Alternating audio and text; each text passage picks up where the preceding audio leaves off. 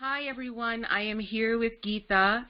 I had the most fortunate opportunity to meet her at the Sri Swami Satchidananda Ashram, also known as Yogaville. She does Shivji pujas there at the Nataraja shrine. I feel very blessed that I got connected with Gita and through the community there. She also does some amazing work with women and girls who are in the red light district in Calcutta in India, which is known for being the biggest area in the world where prostitution occurs as well as sexual trafficking. So I am very honored and excited to hear about her work with the girls there. So tell me actually how you got first involved in the ashram. I moved here just about 4 years ago, but started coming probably in 2005. I became a yoga teacher in 2001, 2002, after having fallen very ill with Lyme disease. I found that one of the only things that helped me at all was yoga. So I was so inspired I became a yoga teacher. And after that teacher training, I had found Yoga for the Special Child, which is a training that was pioneered by Swami, working with children with special needs. And so I essentially stalked her for about 5-6 years, hoping to do her training. And I finally got to go. And it connected me to integral yoga, to Swami Satchidananda, to Yogaville, because she had been a devotee for many, many years of Sri Gurudev. And I learned so much from her. That's where I got to be exposed to and find my love of chanting, chanting kirtan, chanting Sanskrit mantra, which brought me to this path of bhakti, this path of yoga of the heart, which really changed my life completely. So I started visiting when I got connected with Sonia Sumar, and instead of just doing a week with her like I had planned, I studied several years with her and decided to then connect myself to this lineage, and I took initiation into this lineage and became a part of it. And eventually, when life changed and a husband left, I moved here to the ashram with my children because we'd always come here a lot. I had already been a part of it in many ways. We only had lived 3 hours away, so it was easy to get here for a weekend. And so we've been here for almost 4 years, and just bought a house here, and I love being a part of the community in many different ways. I've been blessed to work here, to serve here, to be a part of the community here in various ways. So it's been lovely to be here. Did you learn how to do the pujas in Yogaville? No, I did not actually. One of my second trip to India, I was literally wandering around looking for Shiva, my beloved Shiva. And on a map, I found a place called Omkareshwar, where it was on the Narmada River, which is a sacred Shiva river. And Omkareshwar had one of the Jyotirlingas, which is a sacred stone devoted to Shiva, one of the 12 very special stones dedicated to Shiva. And so I randomly picked this place on a map and ended up at an ashram there dedicated to Anandamayi Ma, a beautiful saint. And I met this amazing Swamiji, Swami Guru Sharanananda, and upon seeing him, I knew I had known him for lifetimes. It was amazing. I stood there with my tea and my mouth wide open for an hour. And in my mind, I was trying to figure out where I had met him, but I knew I had never met him. He'd never been to the United States. He wasn't online, but I knew him. And it became very clear that we have gone back several lifetimes. And he and I started working together. I started being an assistant, writing books with him. And he taught me puja because I had been to India and I had attended a fire puja, homa, or havan, and I was mesmerized, completely mesmerized. I felt so clear and so energized and so alive, and my heart opened after just attending one. And I came home and I built one in my backyard, which is so not supposed to happen.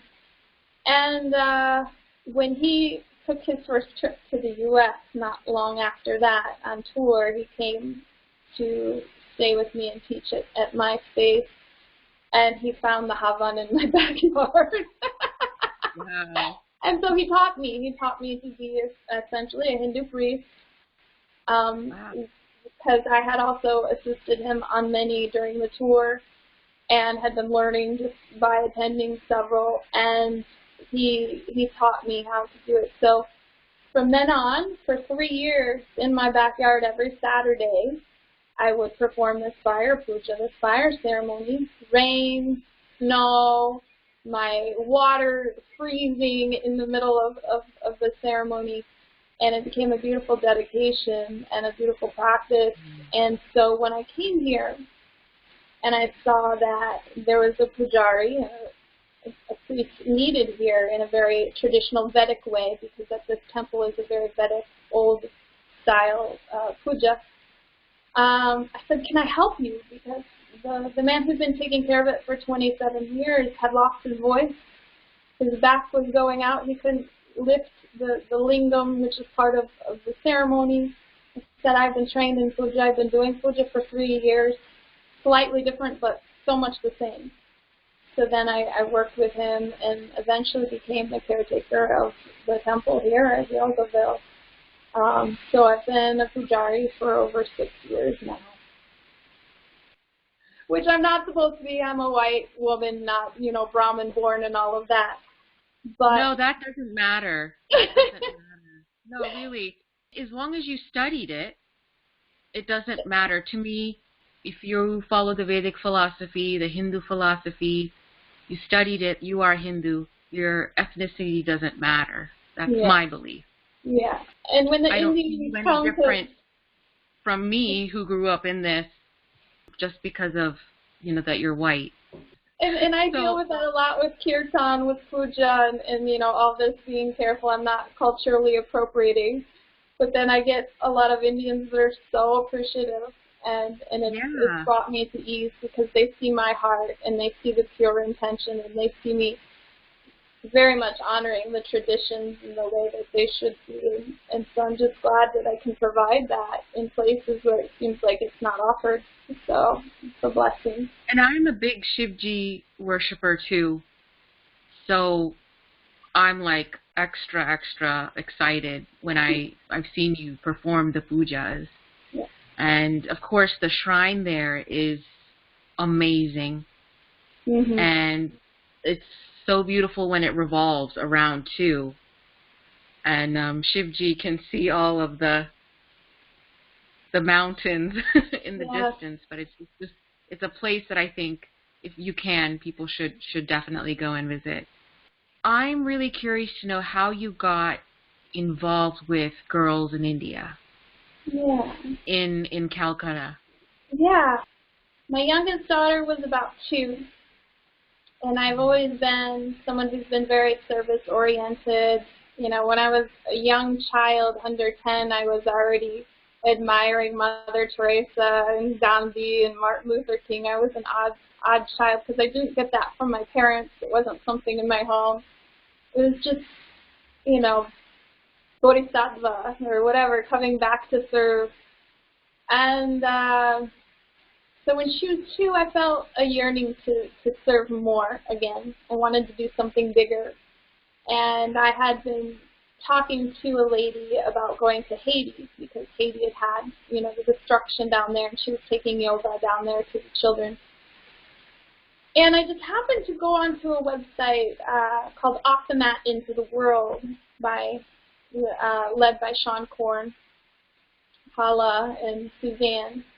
They show that yoga is not just on the mat, but it's service, it's seva. And every year they pick a different organization, a different country, a different cause.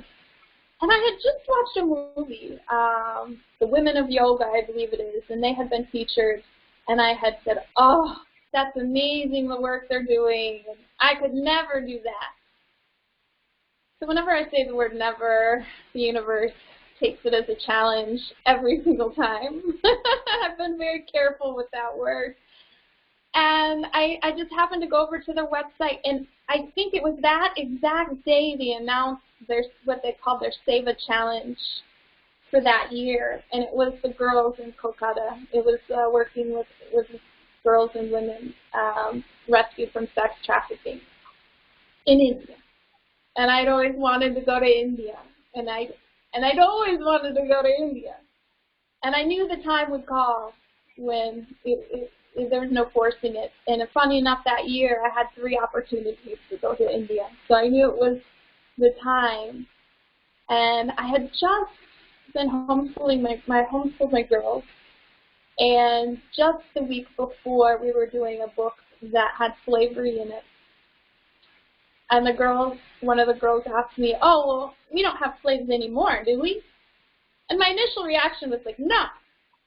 But then I stopped and thought, I said, oh my gosh, yes we do. This world is still not free of slavery. And so it was that magical moment where everything came together, and I decided to join this challenge, the Save a Challenge, Global Save a Challenge, where it challenges you to raise $20,000 for that cause in a year. So in DC, $20,000 is a drop in a bucket for many people, but being a social worker and a yoga teacher, I had never made $20,000 in my life yet, and a stay-at-home mom. So that was like a really big deal. And that was the year I was opening my studio space, which is more of a temple for my yoga space. And so I donated all my money that year to this cause. Wow. And I started Kirtan that year, offering the chanting. And I offered all that money, and I created this big Kirtan festival that brought together all the Kirtan leaders in the DC area and raised money that way, which became a tradition too. And I was one of the first people to raise the $20,000 that year. I was so motivated. That was the year I also found out, very beginning, that what I've been suffering with for 12 years was Lyme disease. I had gone undiagnosed. I had been just kind of thrown in a bucket, being told it was in my head or fibromyalgia, and had suffered in so many ways. And I finally got an answer. You had never taken a Lyme disease test? No, it wasn't on the radar, and definitely not in Ohio at that time. So they had never thought to give me that in, 2000 in Ohio. And you were suffering from then body aches and migraines from that? Oh, I was so bad. I had stuttering and shaking and migraines 5 days a week, and sleeping 17 hours a day, and pain all day, every moment of my day. Really, it wasn't until last year that I woke up for the first time and wasn't in complete pain in 19 years. So I've been slowly healing myself. So that year, I joined the Save a Challenge while I'm opening a studio and battling Lyme disease and homeschooling my kids. Just bought a house. I was a little crazy, and I even said to my husband at the time, maybe I shouldn't do this, and he said, of course you should. So I did. When I raised the money, and if you do raise the money, you make the $20,000 goal, you're then invited to go on the trip to visit the organizations the money is going to go to. So I went with a group of almost all women, almost yoga teachers, and we visited the organizations that we raised the money for, which that year was the biggest year, the biggest fundraising they'd ever had, and it was $1 million collectively. It was amazing. So I went there and I visited 3 rescue homes, and I was just in awe. I was in awe of the resiliency. I was in awe of you know, these stories that none of us could ever imagine surviving and living through, and yet these girls still wanted human interaction. They still wanted touch. They still wanted love. And they had been through things I couldn't even imagine surviving and going through. And I saw hope. I was the weird one in the group. You know, we'd process every night, and a lot of people were feeling anger and sadness and resentment and frustration. And I kept seeing hope. And I really went there wanting to continue with the work and knowing that I wanted to continue to fundraise, because this organization is great at not just dumping money and running, but helping set up sustainable, ongoing things for the future. So sometimes people in one of the challenges, each of the challenges will then continue on raising money and being involved, and I had intentions of doing that.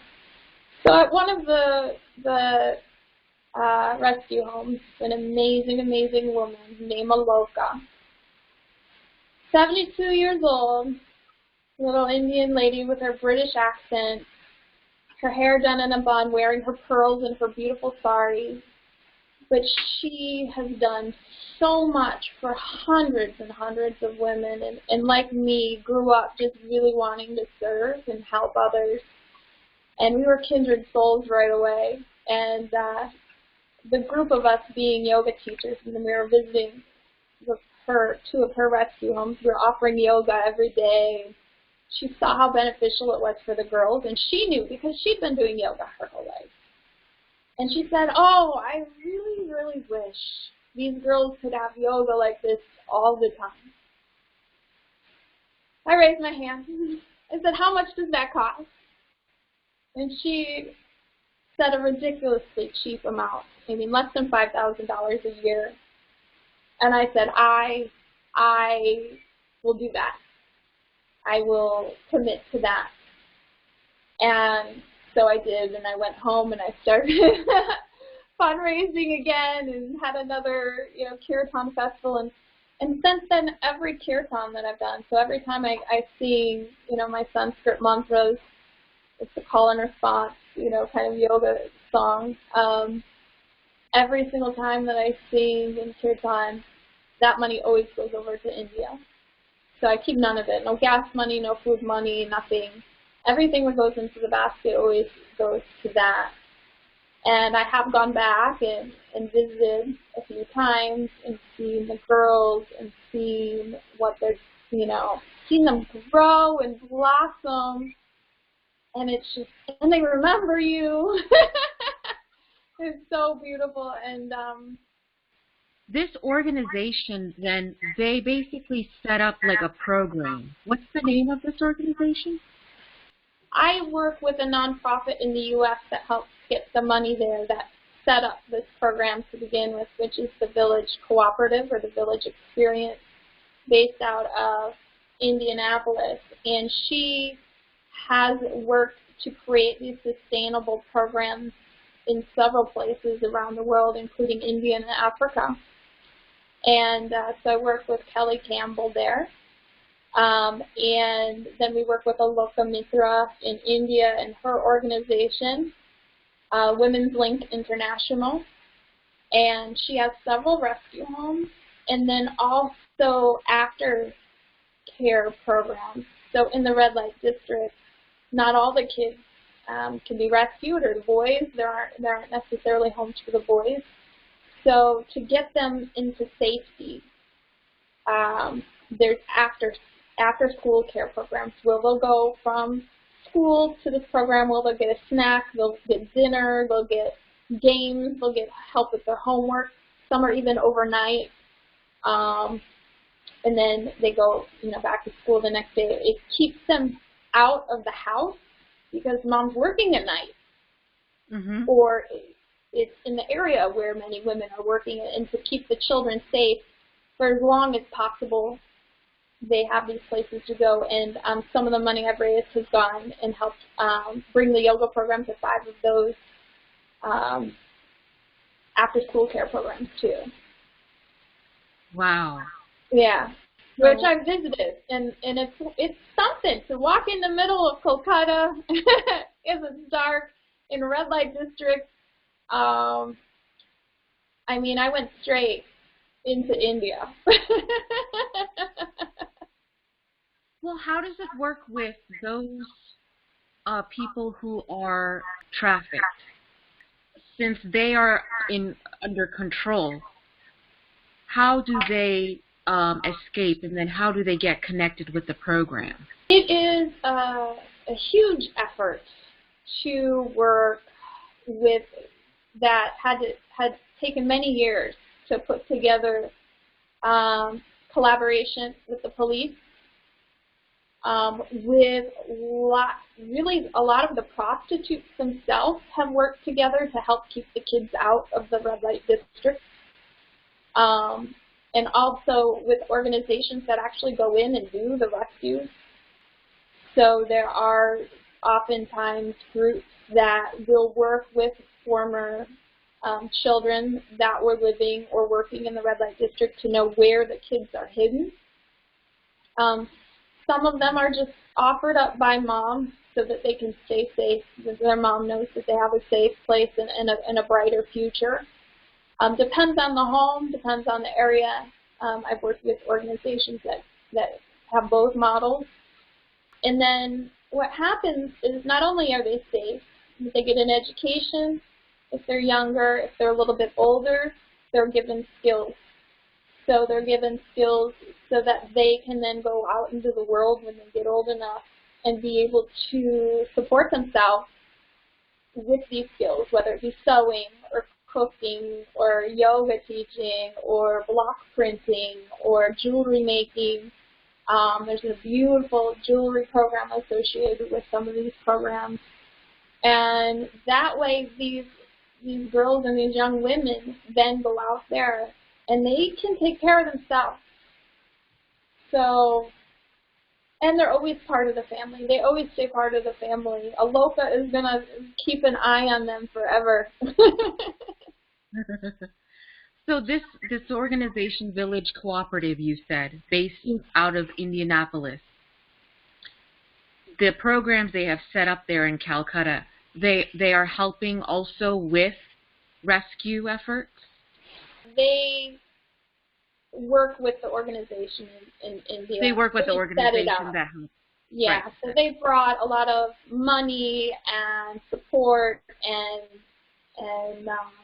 education about this program. Aloka's been doing it for many, many years before we came over and helped. And then the girls have a place to stay also? Yeah, at the rescue center, there are, when they move there, they're there. They live there. That's where they stay. And then there's some of the after school care programs that are not a living arrangement. But these rescue homes, this is where they live. They oftentimes only see mom once a year if they have mom. If kids are rescued from situations where they have been in prostitution, and they, sometimes there's a bunch of children from Bangladesh, which is right nearby, or Thailand, or Nepal. They will work to repatriate these girls back to their homes if they find out that their homes were not the ones who sold them in the first place, because that is sometimes the case. But often it's a relative or a friend who says they're going to find a marriage for the daughter, and the family's poor and they need the money, and so they trust somebody, and then that somebody sells them into prostitution. Okay. Whether they marry them and then use them as their own personal work, or they sell them off to somebody else. And then that's how they get into that whole cycle. Well, what were you saying about how they come back into the family? If the family wasn't knowingly selling their child to prostitution, they will work to get them back if it was a situation from another country. And that took a lot of work because Bangladesh and India aren't the best of friends. So at one point, one of the rescue organizations I was working with, I mean, essentially they would get a lot of Bengali girls. The Bangladesh government didn't want to work with the Indian government, and essentially would take them to the border. They would take them to the border, and they'd run, and then often get caught again. So eventually, another organization I'd worked with for several years, Sunlap, they worked with a similar organization in Bangladesh to get the girls safely to their similar organization and be able to get them home. But sometimes we can't find families. The girls are too young. They can't give us enough information. We can't find their families. And so then their home is the rescue center until they grow up and either stay there as a teacher or go out in the world and become a jeweler, become a seamstress, do amazing things. So then the housing costs that you need to pay the teachers, and now you've introduced yoga, so you have, and then I think you were mentioning before when we talked, there's the therapy aspect. Yeah. So all this costs money. And absolutely. So this is what you're working towards funding. Is there anything else that is involved or that you are looking to introduce there? Well, there's always projects. You know, even if the government funds some of these rescue centers to a point, by the time the money gets there, there's so much money siphoned off. That's just how the government works in India. So, and then some of that money can only be used for certain things.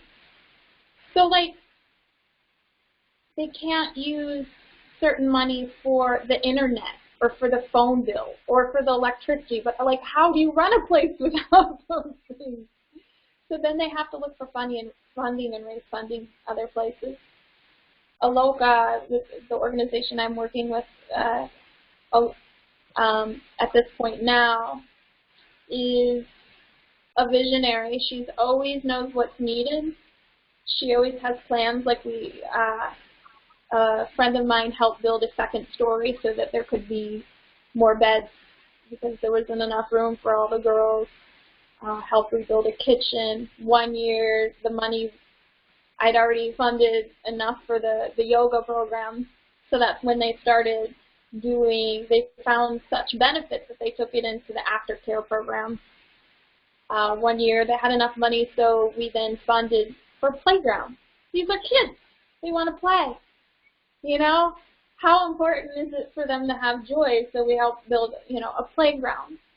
1 year, we needed to build out a new space and just simple things like sheets and baby cribs and stuff because, some of these girls have been coming in pregnant. And so whatever is needed, she already has a plan. She already knows what's needed. And I trust her so much. She's amazing. And she knows if money comes in, where it's going to go. She knows where it's needed most. So there's always things to help the girls more, or things that need fixed or whatever, because the money that is offered there in India isn't enough. It's not enough, and they need help. They always need help. They do a lot of projects where they fund, themselves through the artists and crafts that they are working on there too. But as I shared with you when we talked at one point, like this yoga has become their therapy. Okay? So therapists, number one, are very expensive. Second, these girls are coming from very harsh situations that is a huge emotional toll to work with, even as a very trained therapist. That's a lot to take home with you every day. So there's been a high turnover, a high rate of, just expense. So these kids that very much need, what I would think very much need therapy, aren't getting that access. And yoga has helped them then connect back to their body You know, so many who haven't been connected to their body have a positive experience with their body, their breath, their mind, because they do the whole thing, the yoga poses, the breathing, the relaxation, the meditation. They're doing the whole parts of yoga, and you can see the benefits.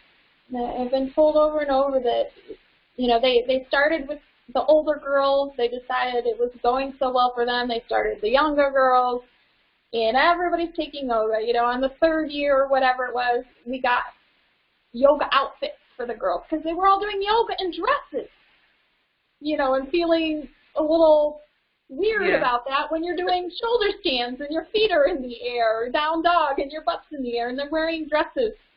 Yeah. So, you know, we slowly developed the program and giving what it needs, but it seems to be doing wonderfully now. I think it's been 7 years. 7 years And the now. teachers, the yoga teachers so they are like people who are traveling like you from elsewhere, and then also yoga teachers from India who are there? She hired yoga teachers from India. She worked very hard to find the right fit. She had someone in mind and was really excited about it at the beginning, and it didn't quite work out, and she found another teacher. So she's very careful to make sure she's getting the best fit for these girls. She loves them so much. That program is under this non-profit Village Cooperative, or it's something separate? It's separate, but Village Cooperative has made relationships with them. Women's Link International is the in India, and she has the lady in Indianapolis has made relationship with Village Cooperative, with Aloka, who I keep talking about, who is so amazing, and just helping support in the ways that we can here from the U.S. Because getting money to India is nearly impossible. It is very, very, very difficult. I've worked on another board of directors of a nonprofit when I was helping fund schools and building of the school with the Swami I studied to be a Pujari with. He ran a school. So I was also funding and raising money for that for several years, and was on a nonprofit here in the U.S. and saw how incredibly difficult it is to get money to India, and for Indians to set up to get money from the U.S. For some reason, they don't want it to be easeful because they're worried about all the various tensions that could be funded that are still going on in India between many different religions and groups and all of that. So it's taken years and years to set up a nonprofit over there with the other group I was working with to be able to receive money from the U.S. And like I was doing all this fundraising, and I was going to set up a nonprofit, but realized there was no need because all the money I was raising was already being handled by these two nonprofits that I was working with, or on the board of directors of, and that was perfect. You know, I didn't need to do it too. I just was the one raising a lot of awareness, raising a lot of money.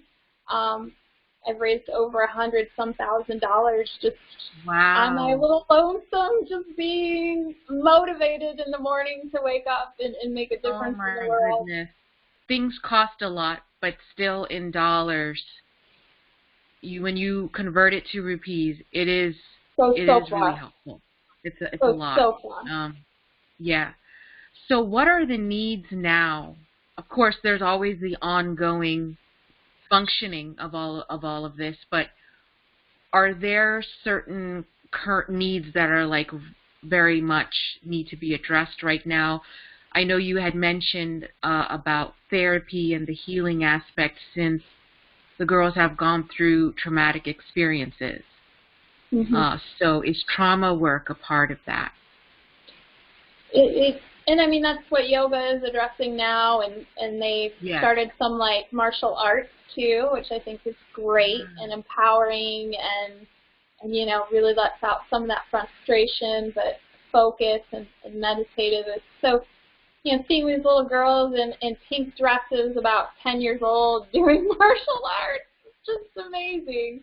She's like, you go, girl. So, you know, she's always innovating. This is the time of year I usually get in contact with her and see what she needs, because this is the time of year I usually do my personal fundraiser. Because since moving to the ashram, I'm not doing as much active fundraising as I did before I got here. Haven't been chanting and traveling as much, which was just going into full gear in March. I had all sorts of things booked. And then we kind of got into a pandemic, and I haven't been able to go anywhere. So this is the time of year I usually get in touch with her and say, what do you need? What can I do? And do my own fundraiser. So I don't know what is, there's always something. I mean, there's always something. Yeah, and I'm sure, like, they might be open to new things, too. Absolutely. So has the pandemic affected the program at all? A little bit. I mean, it's affected everybody, but they're pretty self-contained in many ways. So I don't think it's been as big of an issue. You know, the safety of the girls has been very important. I mean, a lot of them have been rescued, so they're kind of hiding away. You know, nobody knows these big rescue centers are there, or else, I mean, that'd be awful. Have you been able to get to know these girls on an intimate level? Strong, amazing, resilient girls and women, mostly, you know. Not always. Some you could see are going to be having a really hard time in life. You know, I don't like using the word broken, but that's the best I can come up with. And those girls are taken care of as long as they can be. And so you see the spectrum of human resilience, really, is what I've seen. And, you know, the teenage girls act like teenage girls. And the little kids act like little kids. And for me, it's just continued to bring myself gratitude for what I do have. You know, I can say, you know, I've had struggles in my life. I didn't have those struggles. It keeps perspective for me. It brings, you know, I have gratitude every day. And I haven't had the chance to, you know, get really close. I've only visited a few times. But in those few times, I did see, you know, some little girls turn into young women, and, you know, teenagers turn into young ladies, and go from quiet and closed off to confident in maybe their new craft, and finding themselves. I mean, I've been thoroughly inspired. I never was the person to ask for money. I'd never fundraised before, really. I'd never sold things before. That was just not my thing. And yet, for years, I'm out there selling their jewelry. You know, I keep doing all this fundraising because I not only believe it, but I see the benefits that it's had. And, you know, at one point, I had an opportunity to, you know, get a job that I could have just donated $20,000 a year to the cause and had that money there.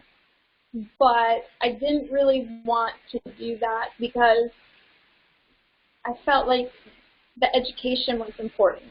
You know, the education of letting people know that this is still happening, that this is real, that this is not just a story, that it's a lot of girls. It's a lot of girls.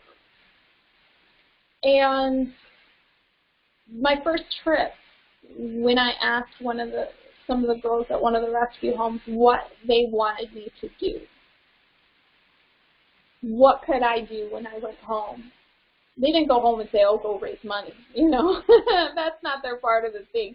They said, tell our story. And I was just like, oh my God. They wanted to make sure people knew what was happening and what was happening to them. And that this was happening and that it wasn't okay. And so I've continued on with, thank you so much for like an opportunity like this to just share some of what's happening, and that it is real, and that these are real lives, and that there is hope, and that we can make a difference. So I've continued on a much harder path of going out there and raising the money in small amounts, but that's because I feel like it creates a community, it creates an energy of support, and I feel like they really do feel that. Even though, I haven't been doing as much as I was the last few years after moving to the ashram, there is still a community that every time I ask for help is still in, because they've been in for maybe 7 years. They've been following the cause and supporting the cause and knowing that they're making a difference in these situations.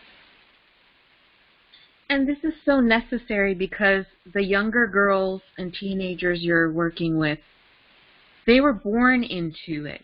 They were born in the red light district. It is so many people there.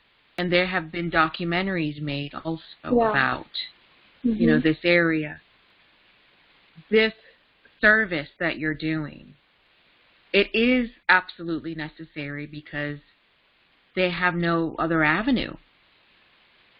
How else will they get out of it? Yeah.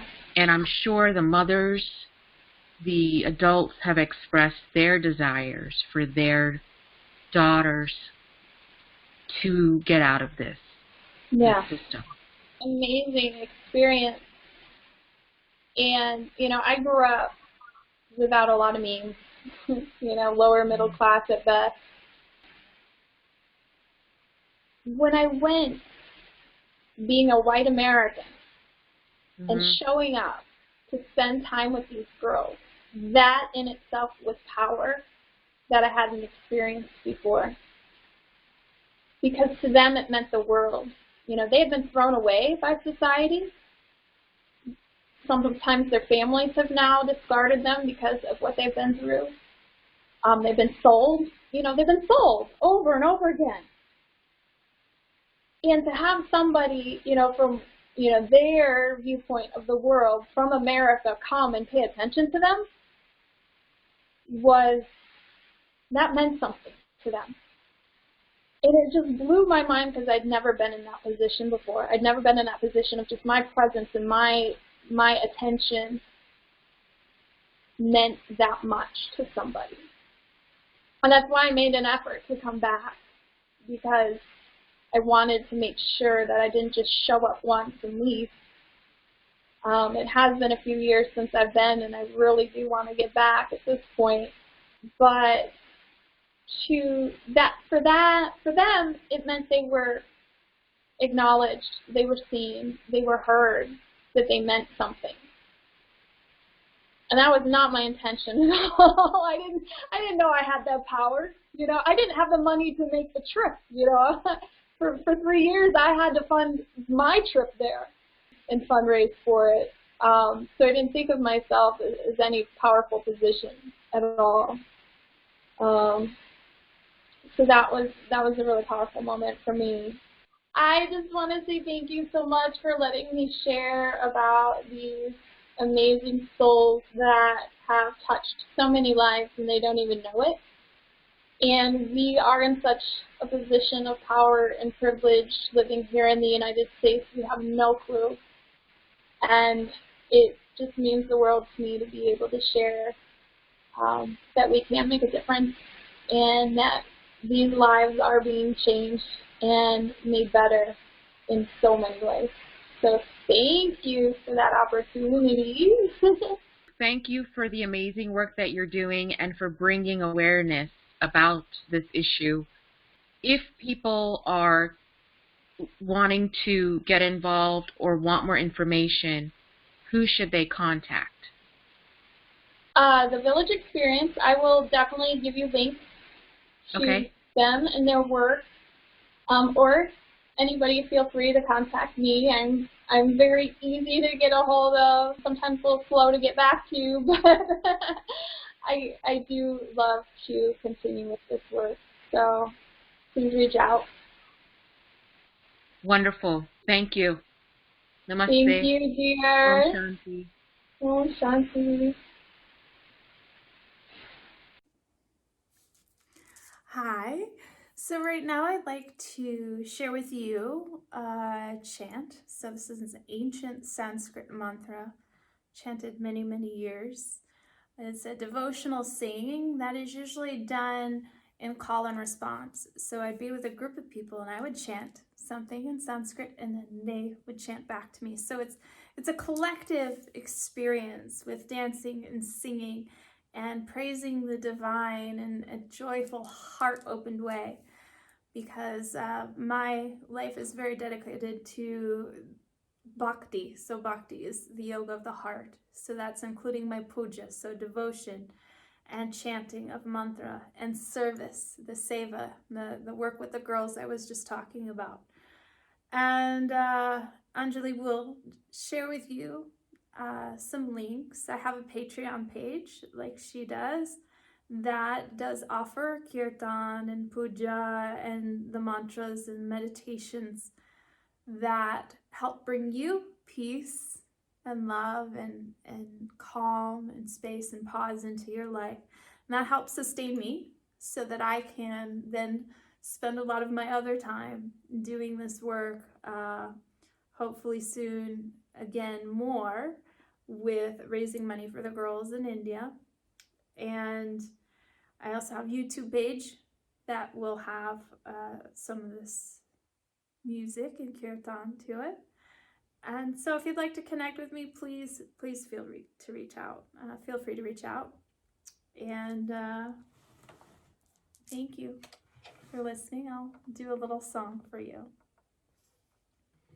This one is Durga, Devi Durga. This is to the Divine Mother, to the goddess Durga. She's a fierce warrior goddess. She rides in on a lion or a tiger, brandishing weapons to defeat the demons. So she's like the mother bear protecting her children, and we are her children. And she comes in when the men, gods, can't handle the demons and takes care of business. So this is a devotional song to her, Durga.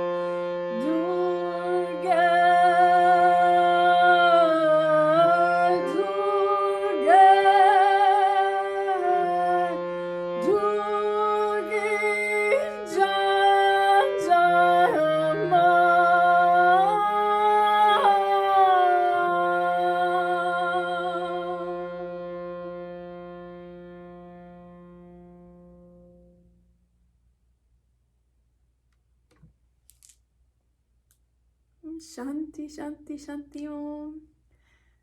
Thank you for listening. Namaste.